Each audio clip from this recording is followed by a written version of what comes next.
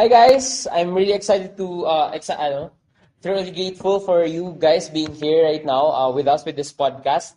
So ngayon, marami tayong pag-uusapan knowingly.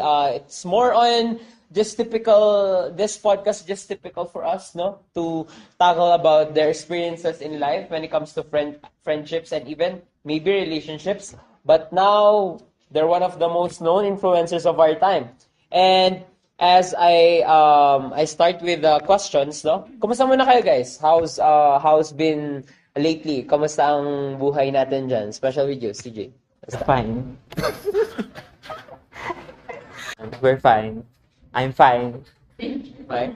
Buhay pa naman, ganun. Okay. Lumalaban pa rin? Yes. Ayan. Anong Black? I'm fine. I'm good. Yeah. Feeling good pa rin? Yeah. Even Charlene? How's Charlene? Ayan. Hala, Wait lang, go sorry. na. It's been great naman. So, nakaka-stress lang the upcoming exams and a lot of due date ng mga assignments. So, yeah, I think kaya pa naman. Yeah. Dami rin talaga, especially ngayon, malapit ng finals exam. So, understanding talaga na some of us are rushing, no? How about sa'yo, Bless, yan? Of course, feeling good. Maganda pa rin, like that. Ay, grabe. Yeah. Maganda rin, ayan. Well, all of you guys are, beautiful naman. Okay lang, stress lang. Stress din. Ano pinagkakabalan natin? Ayan. Ano? Ha? Ano pinagkakabalan natin as of now? Ganun. Hindi yung mga activities. More on activities din talaga. So all of us, I believe more of us here are students, no? And it's something that with you guys, I know that most of your status are more on known as influencers, no? With many followers. Especially, how did you guys become friends as a group? Paano ninyo binuild yung relationship na meron kayo ngayon? This friendship. I guess, siguro sa mga ano, and then as influencers na, Sinachat namin yung isa't isa, mag-collab, Ay, gano'n? doing a project together. Ay, mga okay. programs, gano'n. How did you guys meet? Paano kayo nagkakilala? I know, may kanya-kanya kayong mga before, imposible namang dahil lang sa college mismo. Yes, maybe in college lang kayo nagkakilala, pero what's the main reason why you guys led to this group, to this circle? Same vibes. Same guys. Dahil siguro din sa dala ng blackmates kami, gano'n. So, parang nag-merge na yung mga friendship namin, gano'n. Knowingly that in college, no, either irregular or regular students, still paiba-iba yung mga nagiging kaklase. Pero you guys stood up, no, na parang this is the true circle that you can guys have. Yun naman yun eh. Yun naman yung nakita ko. Pero aside from that, any of you, like, Yung parang pag may projects, ganon. So, chinachat namin yung isa't isa, tara, labas tayo, ganto ganyan. well, mostly din. Pwede rin yun, di ba? One of the reasons din kaya, parang, when it comes to academics, parang kayo pa rin yung magkakasama. Pero kahit na outside na, kayo pa rin. And it's really happening naman most of the time when it comes to friendships, no?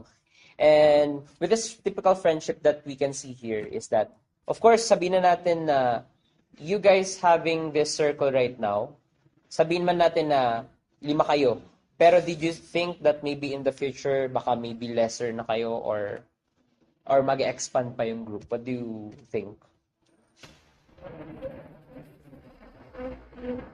Hindi naman kasi natin agad masasabi na mag-expand or mababawasan kami. Kasi for me, if this friendship is still, kung talagang mag-i-stay talaga siya nung kami, and then kung we want to expand our friendship, edi go. Hindi naman kami yung na parang, if merong gustong sumama sa amin, hindi naman kami yung mamimili na, hindi ka pwedeng sumama. Kami kasi open kami as, Yeah.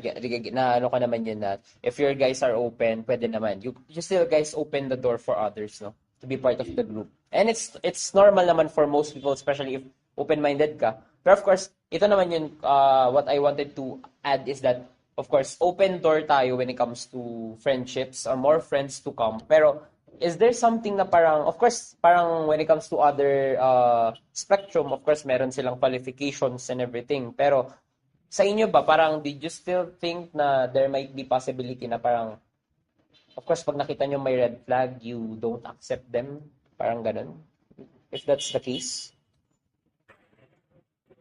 I think if may nakikita naman kaming red flag, kasi hindi din kasi natin alam in first meeting mga ganun. So I think pag tumatagal ganun, doon na natin nalalaman. So, entertain pa rin, pero not to that extent na parang Yeah. Yung para bang lahat ng, I mean, yung secrets mo, share mo sa kanya, ganon. Kasi, di mo naman alam kung snitch. Yeah. Kasi hindi mo pa Oh, naman got it. talaga kilala. Be cautious na sa mga sinasabi. Hindi naman masamang kumilala, but dapat alam pa rin natin yung boundaries natin kung hanggang saan lang dapat yung dapat Yeah. i-share, like that.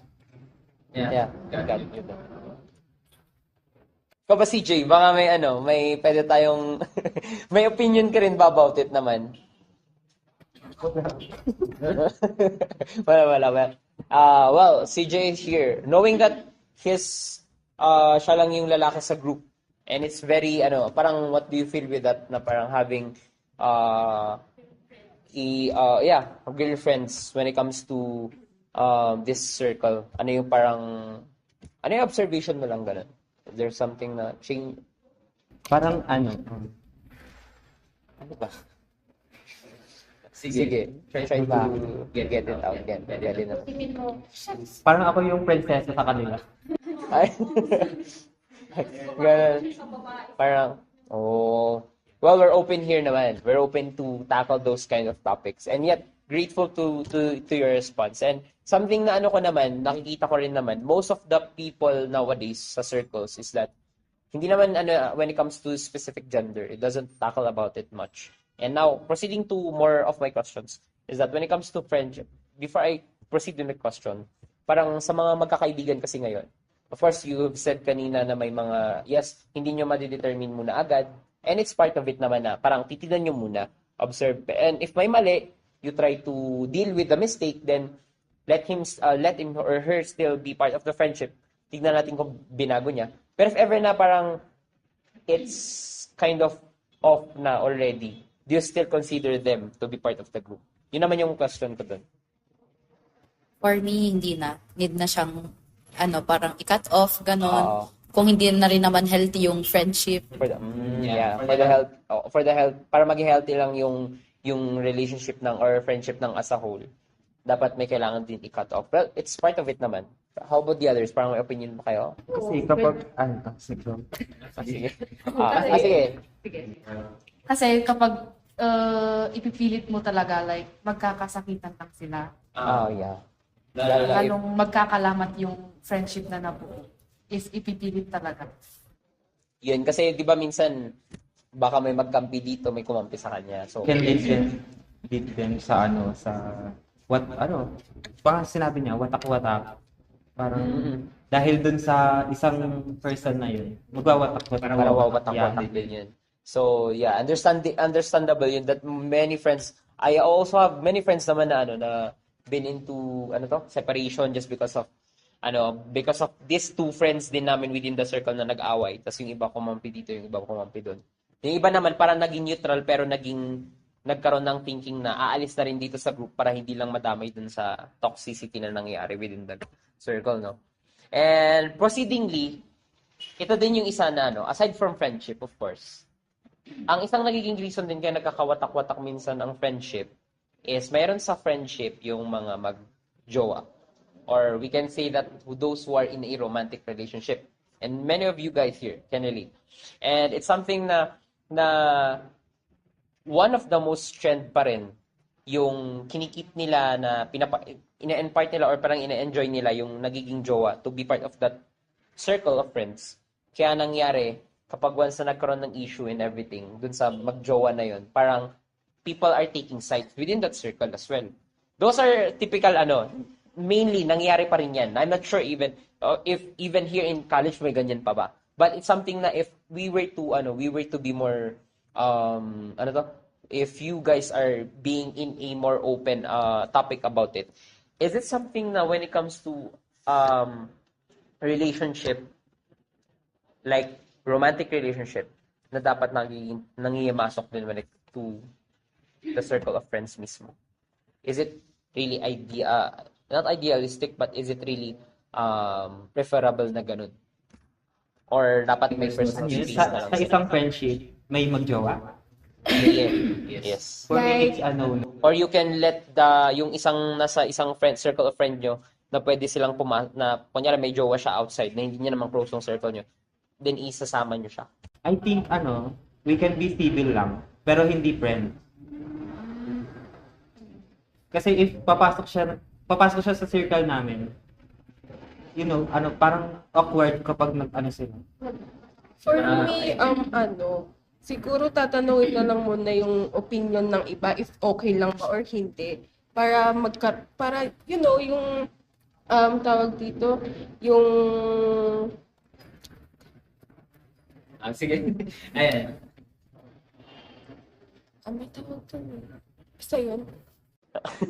Ayan. Basta, pero anyone, like, Parang okay lang naman kung ipapakilala lang sa amin. Ganon. Kasi, tawag dito, parang ang hirap kasi yun nga, gaya ng sabi ni CJ, kung mag-break man sila, di parang, yung isa friend mo, yung isa tama siya, gantas yung friend mo na yun, mali. Sinong kakampihan mo, di ba? Kaya parang kung ipapakilala lang, okay lang naman. Para lang malaman nung jowa nung friend mo na kami yung friends niya. Ganun. aside from that, of course, hindi ko lang i-ento with just the friendship.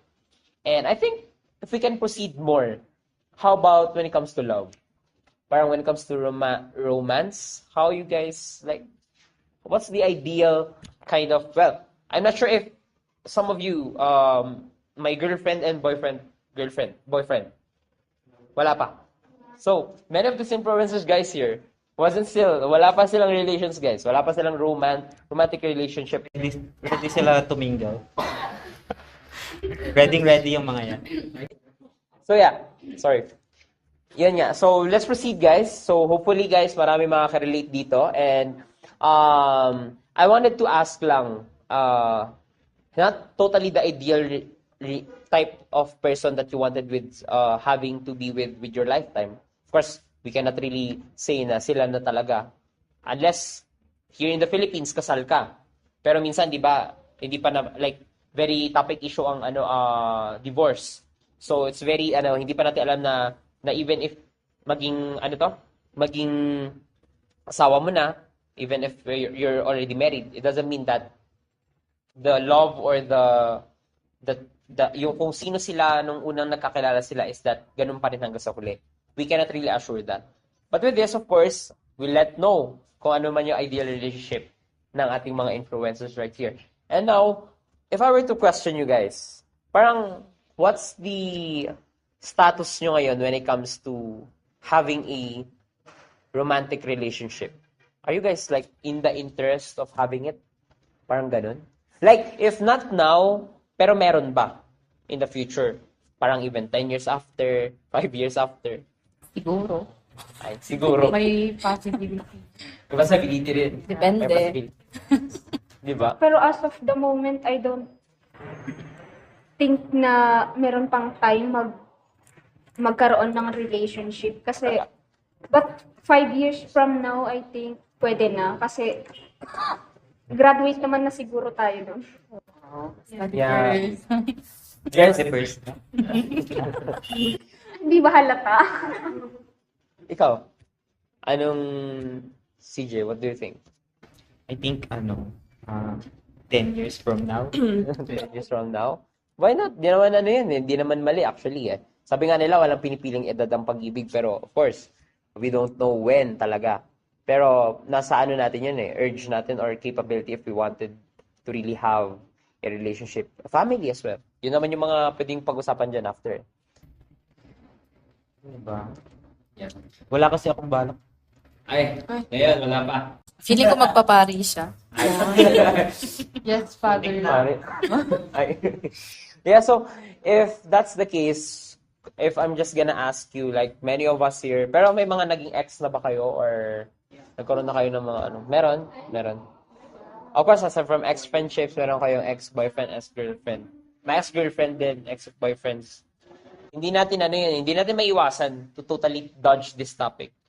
But, if I were to ask one by one, what's the parang ideal type of person that you wanted to be with in having a romantic relationship? Parang, and why? Parang ano yung reason bakit ito yung characteristics na gusto nyo? Pwede naman kahit isang characteristic or value lang, pero why do you think is that the character or value that you wanted in having an ideal relationship? And how do you think na it will last long ba? Or anything na pwede nyo What do you think?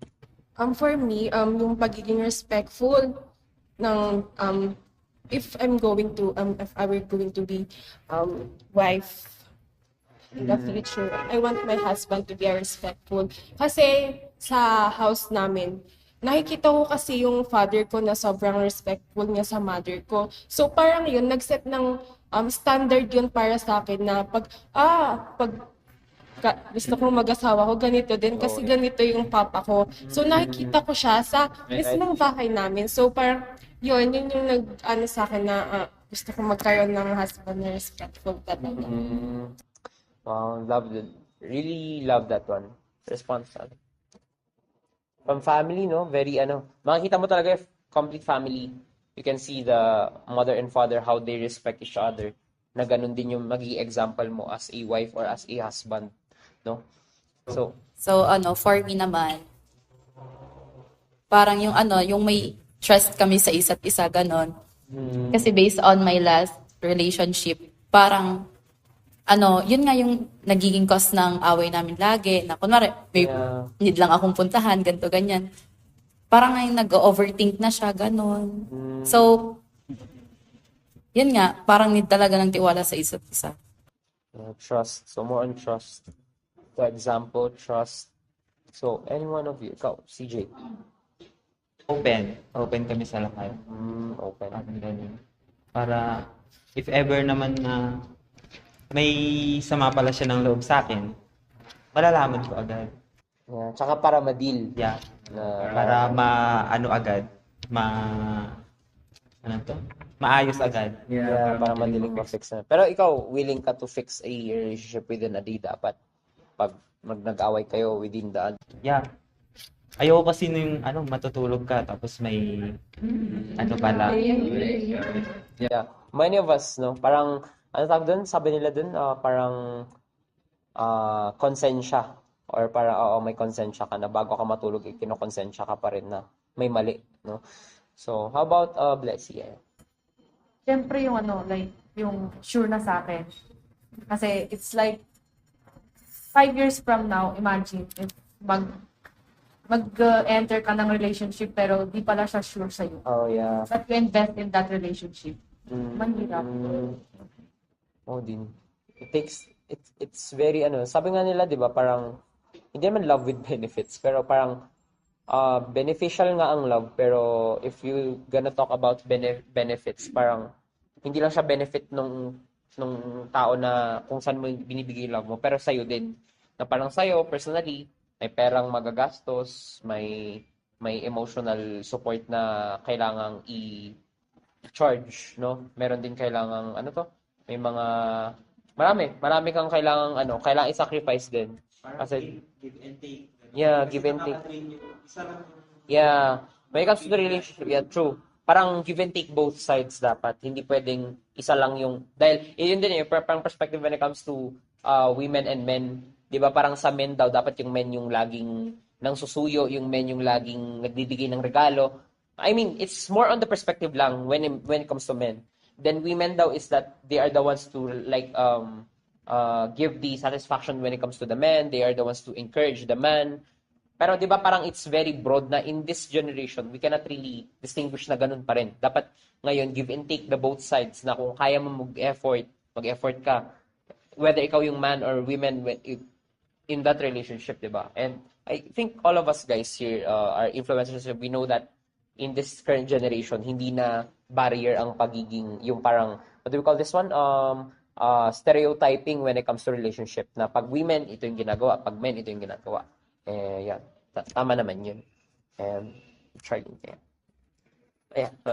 So, ako kasi yung taong date to marry. So, para sa akin, I want a relationship na God-centered talaga. So, not being plastic for the video lang or anything, pero I want, gusto ko talaga na God-centered yung relationship namin. Kasi, as a Christian naman, alam na natin yung mga, bawal ganto ganyan. Like, yung, gusto ko yung relationship na ganon kasi alam mo na yung tama at mali if nasa relationship ka na ganon. Tapos yun nga ang mga issue kasi ngayon is yung mga cheating na nangyayari. So pag nasa center talaga God-centered yung relationship nyo. Like parang hindi ka lang matatakot sa partner mo na mag-cheat kundi matatakot ka din kung ano yung parusa na mangyayari or magagawa sa'yo. So Exactly. yun lang siguro. So, sa dami naman ng sinabi nila, I think, yun na yung i-add ko na lang. Thank you guys, no? Very, mukhang masyado nang nagiging seryosong usapan, guys. And now, if you're gonna hear, guys, what do you think are there also your ideal relationships? What do you think is the most effective as well, guys, while listening to this podcast? And now, going back, parang, you see that na meron tayong mga parang ideal, parang na-envision. Actually, if you're gonna say idealistic, parang mas better pakinggan in a way na you vision to this kind of relationships. And pag sinabi mong you vision, you wanted it to happen, or you distinguish it to happen. So, may standard kayo, kumbaga. Parang you have the standard to have this kind of relationships. Pero of course, in real life, or when it comes to how will you make it? Yun naman yung question doon. And it's something na if titignan nyo yung di-distinguish natin yung perspective ng mga tao at yung mga characters ng mga tao ngayon na nakikita natin sa generation natin ngayon. Like, if we're gonna look at people nowadays, men is very unpredictable. Parang hindi natin alam nangihimasok din when it comes to social issues like yung mga LGBT, we don't know already who's really, interested with the same, kung sino talaga yung may interest sa women, who's interested in men. Very complicated, but everyone's open. But that's the problem din sa mga may gusto ng relationship na sobrang open ng ngayon, ng open and very broad na yung mga social issues na nagdadamay sa when it comes to our when it comes to this ideal relationships that we wanted. How can you determine or so assure that whatever man yung ideal relationship na gusto nyo, how will you assure that kung hindi man yung ideal relationship ninyo na natin pinag-usapan natin ngayon, yung gusto nyo mangyari. And whoever yung, of course, sabihin na natin, destiny, kumbaga, yung word na destiny. Kung sila yung andyan, at sila yung dun kayo na fall, and you wanted that guy. Pero yung ideal mo ngayon, yung sinasabi nyo ngayon, wala dun sa character niya. Will you still consider it? And will you still make it happen to be an effective relationship? Ayan naman. If lang. I'll go first. So, di ba sabi mo, wala sa kanya yung hinahanap ko. Kasi I would not settle for less. Kung I'm looking for something na talagang kami na hanggang dulo, I would not settle for less na para lang dahil ikaw yung nandyan, ikaw na lang ganun. So I will binavalue ko yung sarili ko na bakit ako magsisettle kung in the first place yun yung gusto ko. And hindi ako magkakagusto sa isang tao na alam ko na parang ilalayo niya ako kay God. Pero I would settle for a person na siya pa yung maglalapit sa akin. So to answer your question, I would not settle for less. Wow. Grabe, umiinit. Tumitindi ang hot seat. Wow, that's good answer. Actually, wala akong comment if it's her perspective as well. But all of us, parang ganda rin na may parang when it comes to religiously or central mo when it comes to spiritually centered ka when it comes to a relationship. One of the things talaga naging effective din naman talaga. May mga statistics din about it. It's not just being religious daw eh. It's more on ano yun, yung example na pinakita na this is true love, this is how, kung paano magmahal si Jesus Christ, it must, how we, as a, ano to, future husband and wife, to be act the way Jesus Christ sacrificed himself for the people. Parang ganun eh. Naka-compare yun eh. Naka-comparison. That's why it's being effective pa rin na kung paano ka. Ano, dapat, patient ka, ano pa ba, lovely ka. Ganun. And it's something na you don't settle for less. So, you still have that standard pa rin. And it's true naman. So, anyone, ayan, sino pa? Diba?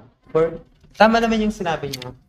Pero if hindi mo nakikita talaga yung yung gusto mo, pwede naman ikaw yung mag-guide doon sa Parang i-feel mo yung kung saan siya nagkukulang. pero hindi mo siya ipo-force Oo. para Nagawin niya. gawin yung gusto mo.